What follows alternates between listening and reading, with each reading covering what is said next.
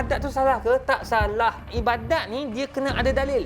Tak boleh tiba-tiba kita nak jadikan ia satu adat. Bila kita kata ini adalah satu ibadat yang Nabi suruh buat, kena ada dalil, brother. Mana ada orang baca talqin untuk orang dah mati? Kita pun tahu, Tok Imam pun tahu.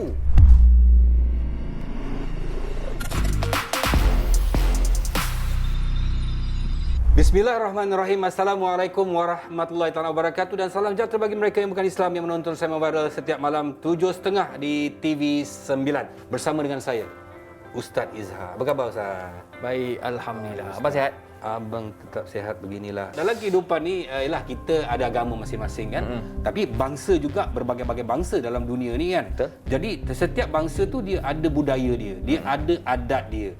Adakah budaya adat ini dia boleh sinkronis dengan agama ataupun tidak? Okey, dalam Islam ya, tuan-tuan dan puan, Abang Rosyam juga. Dalam Islam kita ada dua. Pertama adat, yang kedua ibadat. Adat, ibadat dua-dua kena ambil tahu.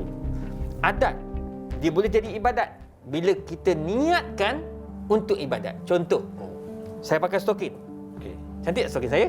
Cantik. Alhamdulillah. Kenapa saya pakai? Saya pakai untuk nampak cantik, nampak segar, agar boleh beribadah, agar boleh pergi berdakwah, agar kita ceria dan orang lain pun ceria bila melihat kita. Maka itu satu ibadat. Adat boleh bertukar menjadi ibadah. Dapat pahala saya pakai stokin. Nampak tak? Dan kita kena ingat, ibadat tidak boleh bertukar menjadi adat. Tak boleh, sebab ibadat ni dia kena ada dalil. Tak boleh tiba-tiba kita nak jadikan ia satu adat. Contoh, sembahyang sunat selepas waktu subuh, selepas sembahyang subuh. Nak jadikan satu adat sembahyang lepas tu, tak boleh. Dia kena ada dalil. Jadi oleh sebab itu kita kena faham bahawa adat boleh bertukar menjadi ibadah, dan ibadah itu tak boleh nak jadikan adat kalau tidak ada dalil. Jadi dalam hal ni kita kena faham lah. Saya ada tengok dekat dalam social media ada satu kawan kita yang influencer tu, nama dia Mariam, budak Korea. Dia masuk Islam, dia kahwin dengan budak Malaysia tu. Dan dia berpantang tak ikut cara orang Melayu. Okay. Jadi netizen ni pun rembat dia, kenapa kau dah masuk Islam, kau tak ikut adat orang Melayu cara lepas bersalin. Ini macam mana? Ini masalah dia. Kita ingat bila masuk Islam, masuk adat. Mana ada? Katakan orang India masuk Islam, adakah dia kena ikut orang Melayu? Dia ikutlah orang kata apa, bangsa dia. Budaya dia. Tapi dia berpegang dengan syariat Islam. Macam Dr. Farid Ravi. Kan? Ya. Dia orang India, Muslim, masuk Islam. Tapi dia tetap dengan budaya dia. Asalkan dia jangan membuat lagi ritual-ritual agama dia. Betul. Itu yang tak boleh kan? Ya. Tapi budaya dia, cara dia bagaimana dia lepas bersalin si Mariam. Kita cerita pasal Mariam ni.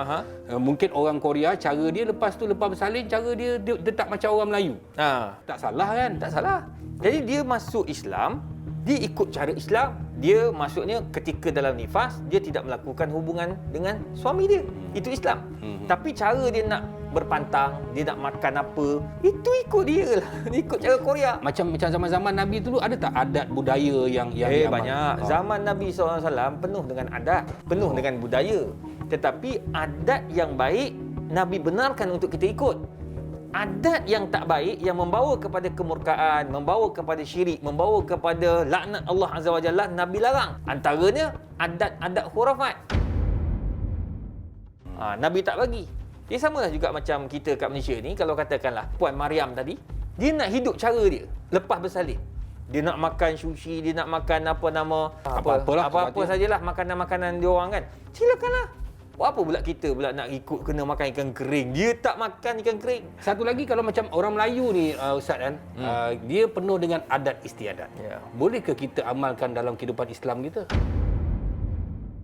Kalau adat istiadat itu baik untuk budaya kita, untuk orang Islam, dan benda tu tidak mencemarkan nama Islam, boleh kita amalkan, tak salah. Macam katakan ada dulu orang mengandung ni dia buat melenggang perut.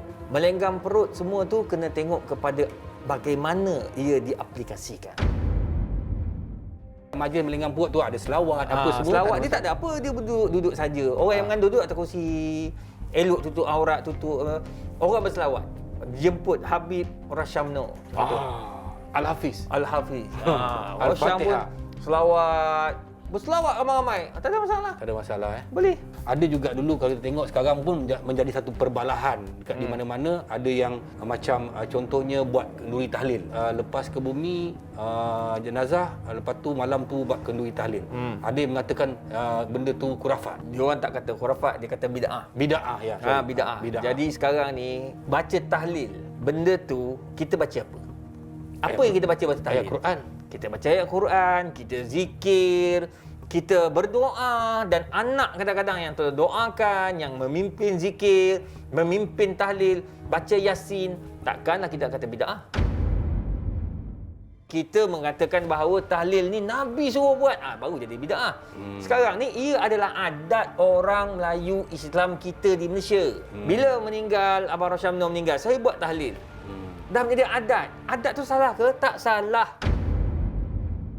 Kalau jadi salahnya dia kata meniga hari, 4 hari, 5 hari. Kita kata kena buat 3 hari, 5 hari, 6 hari, 7 hari. Itu sebab Islam suruh. Itu tak boleh. Tak boleh. Bila kita nak kata Islam suruh, bila kita kata ini adalah satu ibadat yang Nabi suruh buat, kena ada dalil berada. Tapi sekarang tak ada. Kita dibenarkan untuk baca Yasin, tahlil untuk orang meninggal dunia. Tak salah. Buatlah. Sekurang-kurangnya kita bukan memaksa tuan rumah buat. Tak.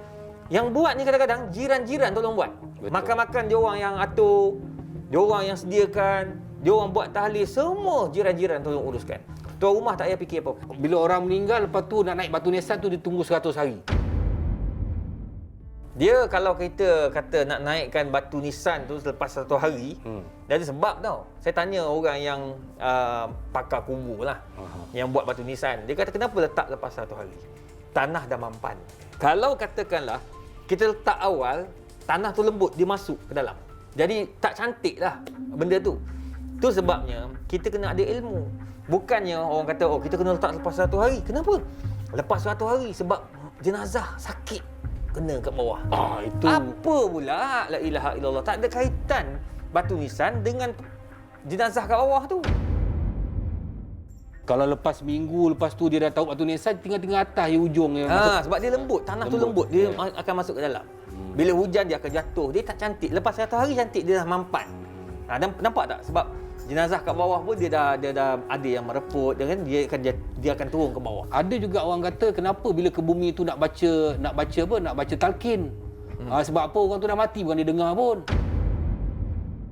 Kita ni selalunya bila bercakap tentang adat yang kita buat sekarang ni, selalu kita kecilkan skop. Mana ada orang baca talqin untuk orang dah mati? Kita pun tahu, Tok Imam pun tahu. Sekarang ni kita baca talqin untuk orang yang hadir tu. Biar dia datang, ingat, wahai si mati. Dia sebut si mati. Tapi dia nak bagi kepada Abang Rosyam. Ingatlah sekarang ini, kamu berada berseorangan di bawah sana. Tengok. Kita dengar, alamak, lama tak lama Satu hari dan aku kita macam tu juga. Jadi itu sebabnya kita menyampaikan dakwah ni dia bangkit serampang 2 mata juga. Cara ulama-ulama terdahulu berdakwah cara macam itulah. Betul. Adakah kita mempercaya kepada adat itu melanggar akidah kita? Ya, ada adat kita itu boleh bercanggah dengan akidah kalau adat yang kita buat itu meyakini bahawa ia adalah benda yang bercanggah dengan akidah Islam.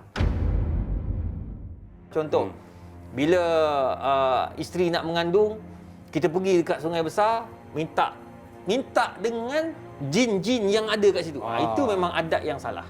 Itu tak betul. Dapat projek pergi hantar kat Sungai Besar dulu. Contoh, kat mana Sungai Besar?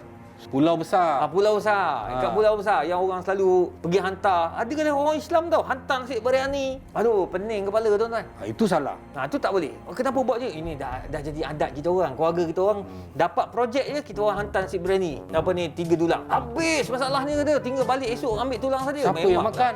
Orang kawasan tu lah. Jadi sebenarnya kalau kita tengok secara keseluruhannya bahawa budaya itu harus kita menghormati. Boleh, ya. Kerana budaya itu datang daripada sesuku kaum itu. Betul. Kan bangsa itu.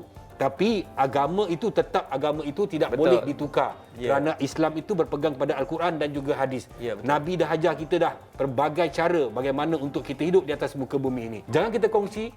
Kalau tak pasti, jangan kita buat wakaf dosa. Assalamualaikum.